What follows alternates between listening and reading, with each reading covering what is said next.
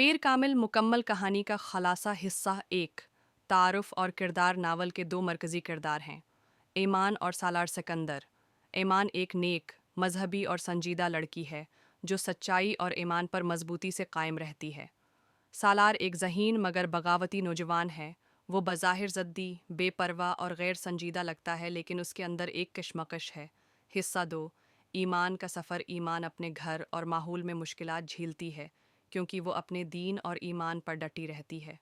वो कई बार दबाव में आती है मगर अपने उसूलों पर समझौता नहीं करती। ईमान का किरदार इस नावल में इस्तिकामत और सच्चाई की अलामत है। हिस्सा तीन। सालार का सफ़र। सालार की ज़िंदगी अब्तदा में बिखरी हुई है। वो दुनियावी ख्वाहिशात के पीछे भागता है और उसकी सोचें इंतशार का शिकार हैं, मगर वक्त के साथ हालात, तजर्बात और कुछ अहम वाक़यात उसे बदलते हैं। वो समझने लगता है कि सुकून और हकीकत दौलत या ज़िद में नहीं बल्कि अल्लाह की रज़ा में है। हिस्सा चार। ईमान और सालार की मुलाकातें। दोनों किरदार कई मौक़े पर एक दूसरे के सामने आते हैं।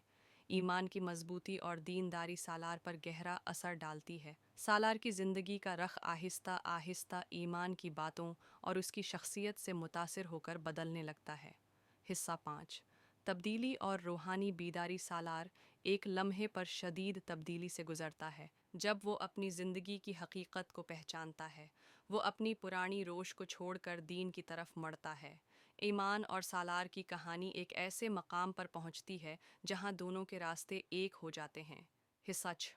पैगाम और इंजाम। नावल का सबसे अहम पैगाम ये है कि असल पैर कामिल यानी कामिल रहनुमा रसूल इकरम है और उनकी पैरवी ही इंसान को सच्चाई और सुकून तक पहुंचा सकती है। ईमान की इस्तिकामत और सालार की तौबा दोनों इस बात की मिसाल हैं कि अल्लाह की तरफ पलटने वाले के लिए दरवाजे हमेशा खुले हैं। नावल के अहम इसबाक। ईमान की मजबूती हर मुश्किल को जीत सकती है। इंसान चाहे कितना भी गमराह हो, अगर वो खुलूस से पलटे तो अल्लाह मुआफ़ कर देता है। दुनियावी ज़िद, गुरूर और लालच कभी सुकून नहीं दे सकते। असल कामयाबी अल्लाह और रसूल की तालीमात पर अमल में है।